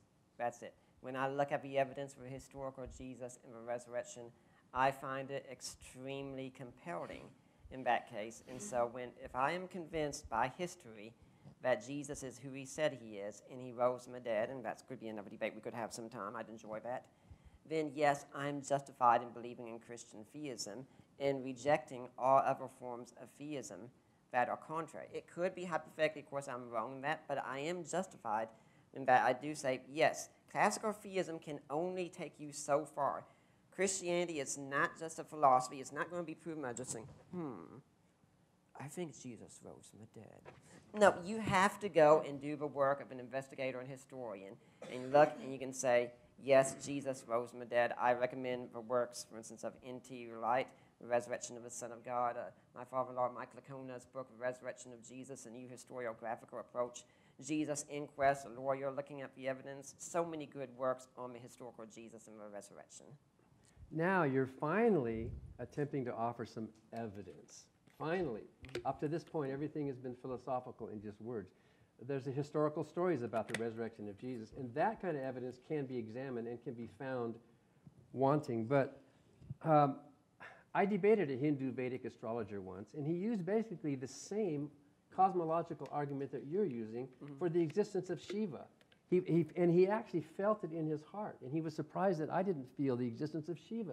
He was using the same kind of words, and what you just said now, you're basically saying you don't need the cosmological argument. You used it for this audience, but you actually don't need it because you have Jesus' resurrection. Why don't you start with that? In any debate with an atheist, you should start with your evidence, not just the words. And by the way, when we don't have time tonight to do that, but the resurrection of Jesus did not happen. It's a story. It's too contradictory to resolve. In fact, I debated your father-in-law. Where's Mike? Is he here somewhere? Hi, Mike. Yeah, that was a fun debate. It's online, and you can watch it. You can see both of us give our reasons for and against the historical evidence for the resurrection of Jesus. Jesus, by the way, is a horrible moral role model. Jesus showed us how compassionate he was by saying that there are some slaves that you should not beat as hard as other slaves. He never denounced slavery. He never denounced the genocidal actions of his father. He said, if you want to be my disciple, you need to hate your family. He talked about cutting off body parts and gouging out body parts. He preached this doctrine of eternal torment in a lake of fire in hell for those who don't obey the God. You know, there's a few good teachings in the New Testament, of course, but even those are compromised because he's quoting from the Old Testament scriptures that show that they don't really mean what modern Christians think they do, like love your neighbor as yourself or love your Lord your God with all your heart. So Dan, Jesus is your a time really is up. bad moral example. Any one of us could come up with a better moral system than We have Jesus. time for one more question before we move to closing statements. This question is for both of you. Dan, if you would answer first, please. You mentioned that the existence of God is related to scientific evidence. And you also mentioned the Big Bang. And interestingly, you also mentioned that time started with the Big Bang. The question is, what existed before the Big Bang? And if God was in fact eternal, as he says he was, as he says he is, does not that bring him outside the realm of time? Did he not create time and space? And are we not limiting God in our own finite minds by not recognizing that? And secondly, the mention of miracles was made, and if we do not believe in some of the miracles, such as perhaps the virgin birth, how can you believe, if you answer the question, there was nothing before the Big Bang, are you not in fact believing in the virgin birth of the universe? So, the concept of something existing outside of time is incoherent. In order for anything to exist, in our understanding, it has to be measured in some way. The universe that we know about right now, the universe, not the cosmos, the entire cosmos, which may be a multiverse, and many scientists are suggesting that, may not be. Maybe this is the only one. But the whole, Einstein talked about space-time, not space and time, but space-time as a single thing. So at the beginning, if we can even call it that, time came into existence as well as matter and as well as energy potential and all of those things in space itself.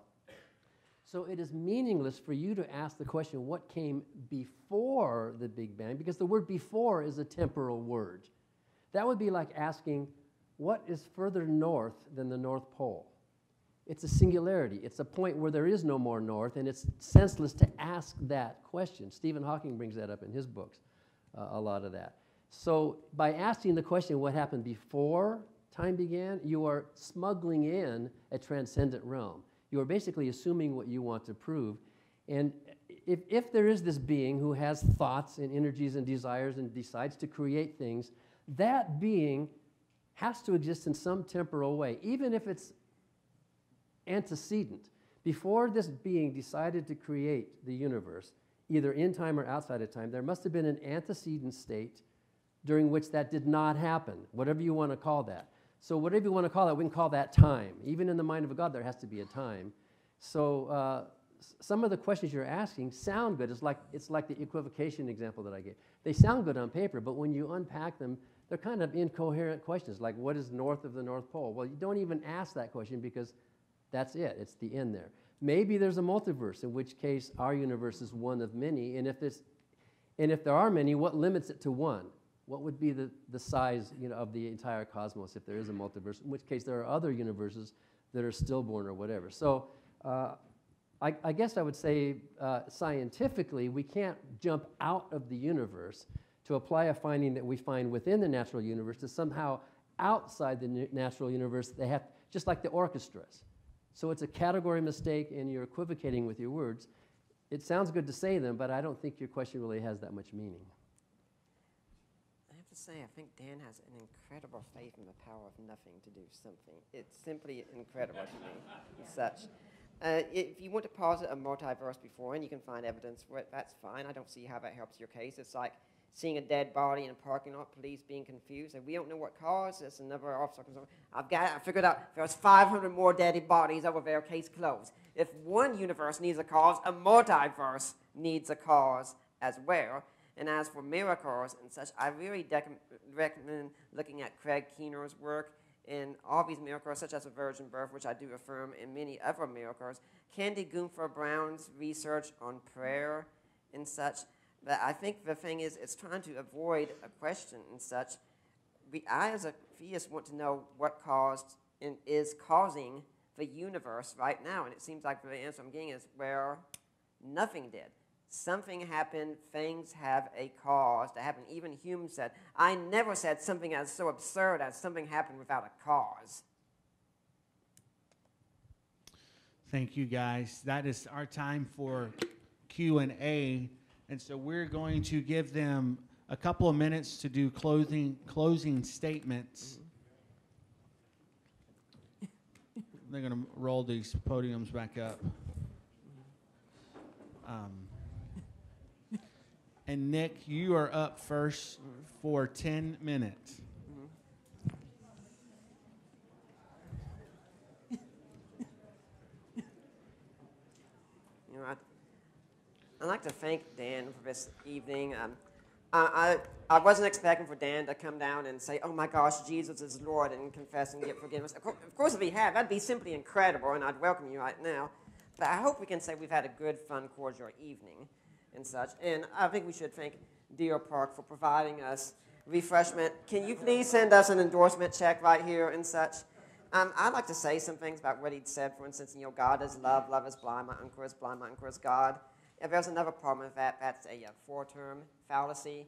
Syllogisms have 3 terms in them and such, and yes, there is equivocation going on. The whole thing about 2 + 2 = 4 isn't true at the time of dinosaurs. Well, that would mean we create mathematical truths instead of discovering them. Truth exists independent of us, and it exists in a mind which is being denied right here. If you want to say you had 2 T-Rexes, and then you had 2 more, and there were 4, even if we weren't there to observe them, well, congratulations, you've discovered that truth here. How we come to belief also doesn't matter, really, so much as if that belief is true. Let's suppose we had this ignorant teenager out there who said, I'm only going to believe in something if I read it in comic books. Therefore, he believes there's really a school by Professor X of talented and gifted youngsters and such, whatever it's called, and such. That's wrong. But maybe he believes in evolution, and he could be right with that. He's come about the wrong way, but he still has a true belief. How you come to a belief doesn't determine if the belief is true. He spoke some about simplicity. I really don't think Dan's read much in classical theism, because that's really not the whole doctrine that's being dealt with, that God is not going through a thought process and such. God knows all things instantly by knowing himself and such.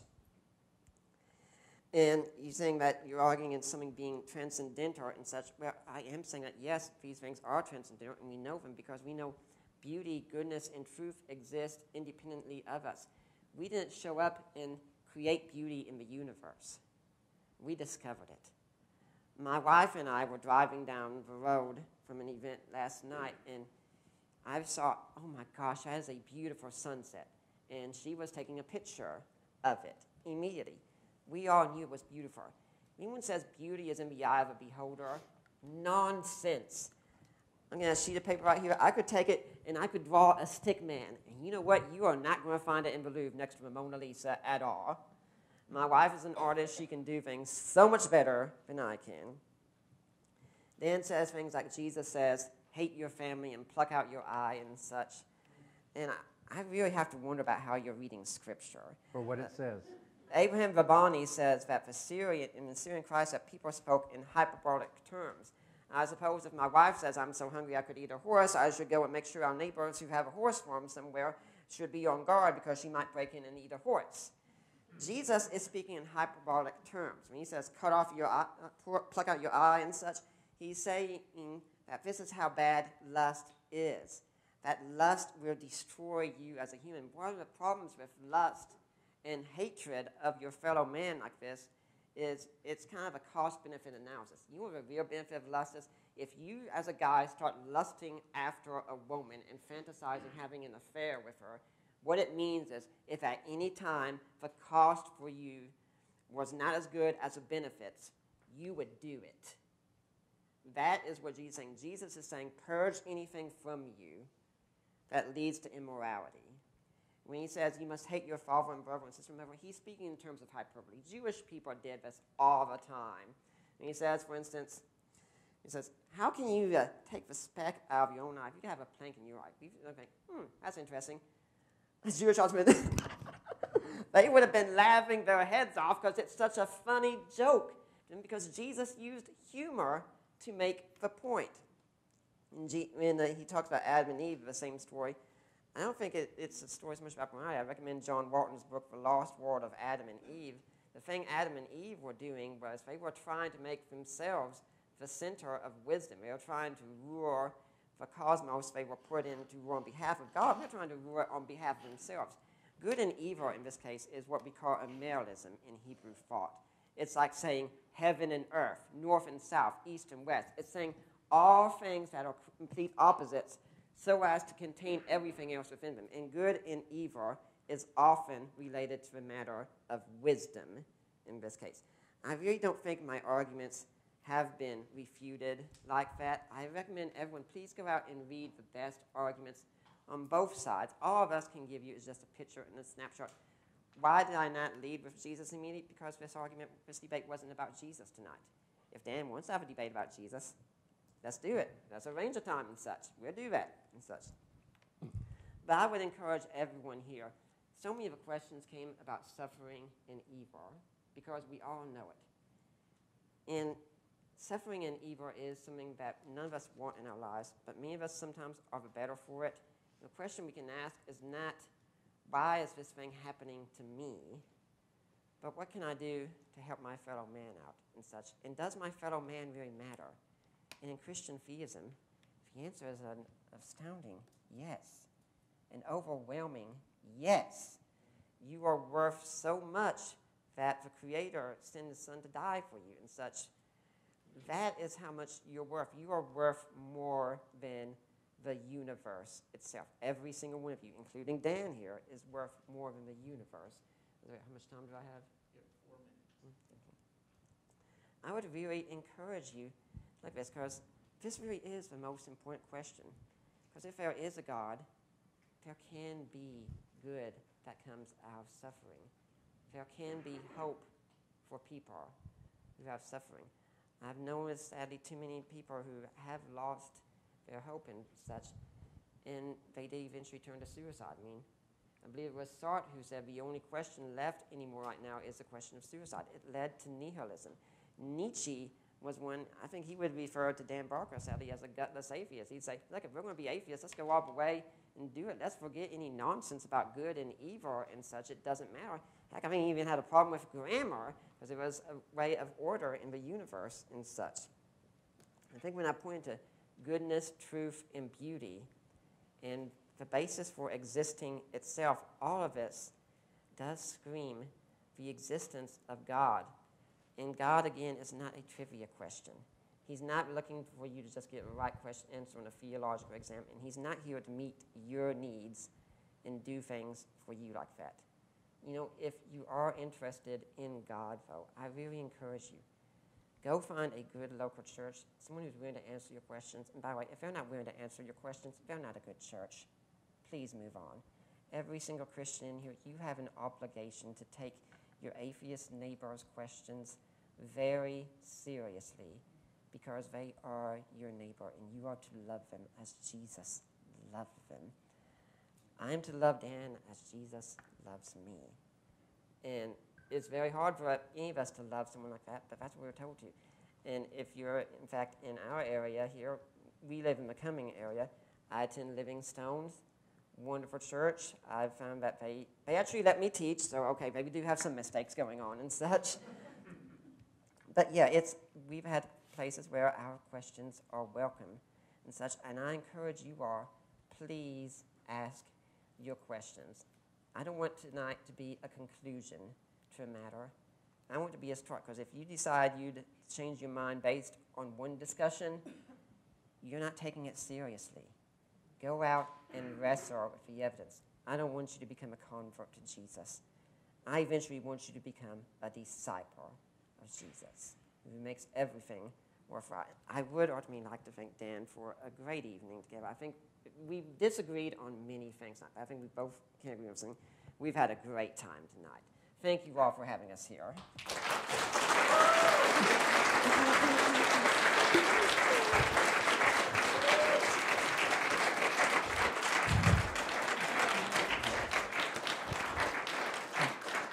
Dan, you now have 10 minutes. Thank you, Nick. You are a very genuine and likable person, so Thank you. I'm glad you, this was his first debate, by the way, so did a good job. But he kind of basically proved my point.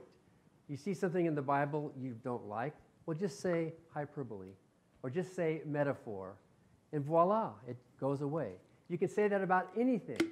I can say that about Yahweh.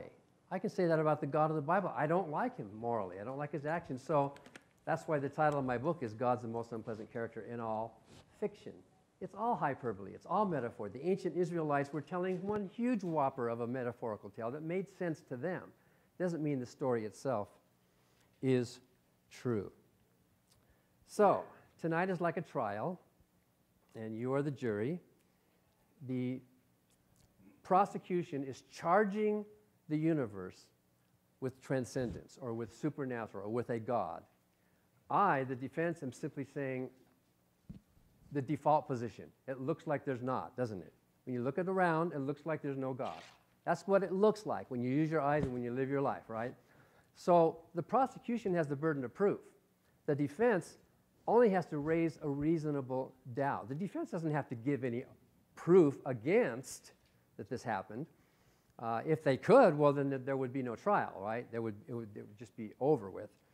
So let me ask you, did the prosecution prove its case tonight? Yes. Proved it. I suppose we could take a vote. I did a debate at Oxford where after the debate at Oxford University, they asked people to vote with their feet. Those for the proposition go through one door. Those for the opposition go through the other. 143 people went through Nick's door. 162 people went through my door. So by a vote of Oxford, there is no God. So it depends how this audience is stacked, basically, of what your beliefs are. But no, he did not prove his case. If he did, I would say, wow, there's a God. Wow, it doesn't look like it, but wow, these words that he used actually convinced me. They convinced me that there are people who believe in a God, but did he connect the dots? He argued for this generic thing up there, simple, whatever, creator, powerful thing of all goodness and beauty. He does these reification things like beauty and truth are existing things outside of ourselves, when that's not true. I don't think philosophy, I don't think even you believe that. Beauty and truth are functions of a brain. When we see something, if the chipmunk in my backyard is looking at the sunset, is the chipmunk saying, oh, that's beautiful? It's not an objective thing. It's something we humans are making a decision about in our own minds, and they only exist as functions of a mind. You can't take a concept and then reify it to turn it into a thing just because we have a word for it. So tonight I gave a number of reasons why it's justifiable not to accept the prosecution's charge. The absence of good evidence. I wish we had done the resurrection, because that's at least an honest attempt to provide some evidence. There's a story there. There's a historical story. At least that's an attempt to put something on the table that we can grapple with. Lack of a coherent definition among believers about this God. You know that different believers have different ideas about a God. And even Nick admitted, well, you got to find the right church. You can't just go to any church, right? Even though Paul said, let there be no divisions among you, why are there so many divisions? Who's to say what is the right church? They all think they're the right church, don't they? I did when I was a preacher. Every religion thinks they are the right church, and if you would just see it their way, if you would just be as wise and subtle and understanding and educated as Nick is, and sit there. If God wrote the Bible, it's supposed to be the most important message in the world to the human race, right? And yet none of us can understand it unless some expert and some scholar comes along. The Bible in my hotel room that the Gideons put there, it doesn't come with a scholar. If you can't just open it and read it like a normal human being would read any other book, then God is inept. He failed to communicate his message to us clearly. If the trumpet give an uncertain sound, who will march to battle?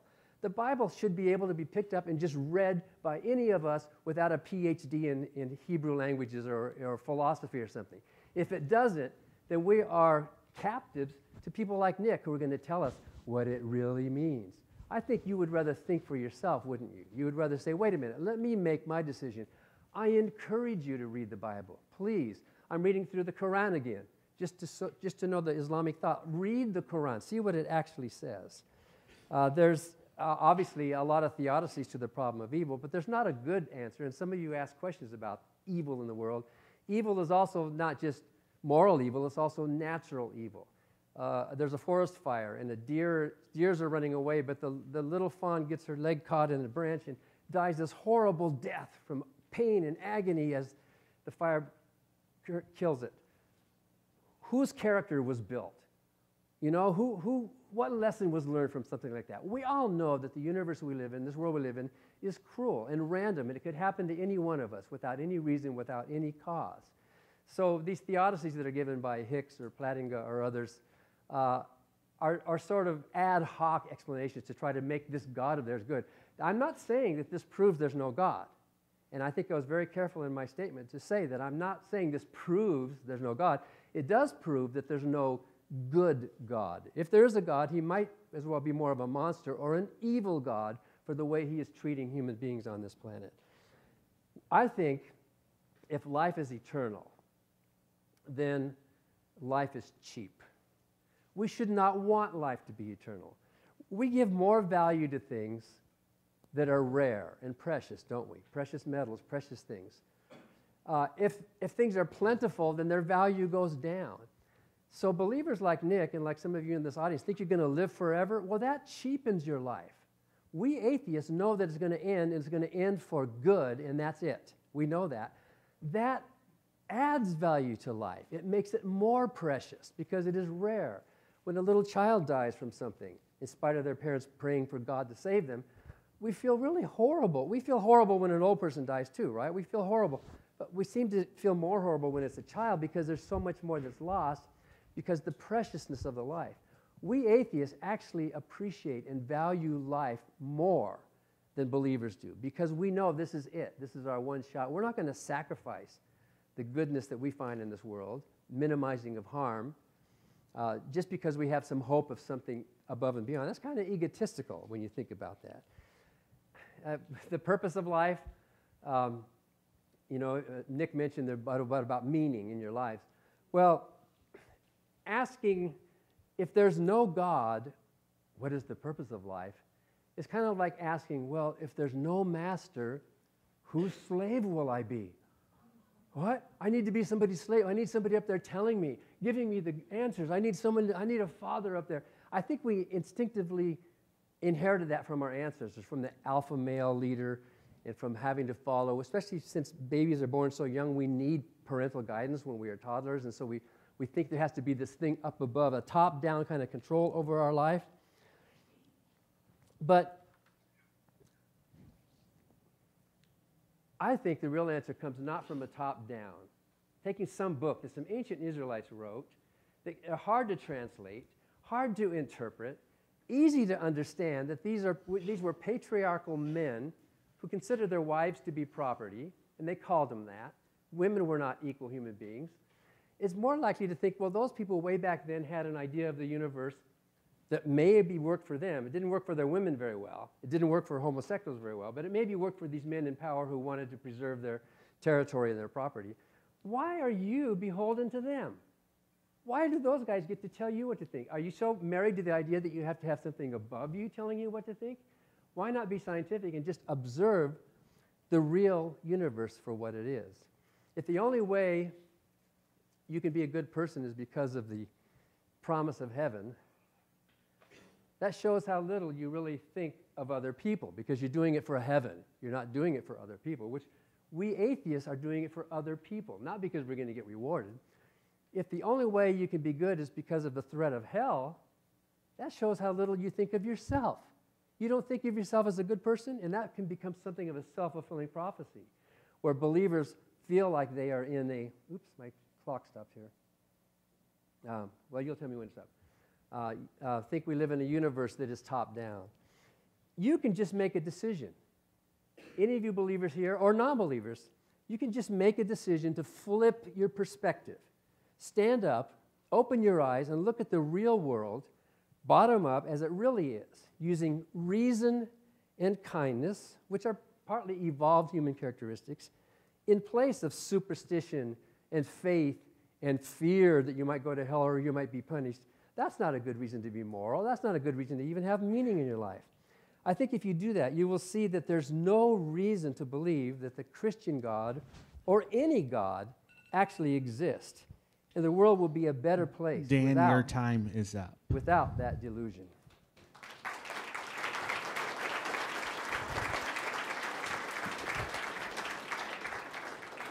Thank God, man. Thank you, Dan and Nick, for coming and discussing this debate. Does God exist?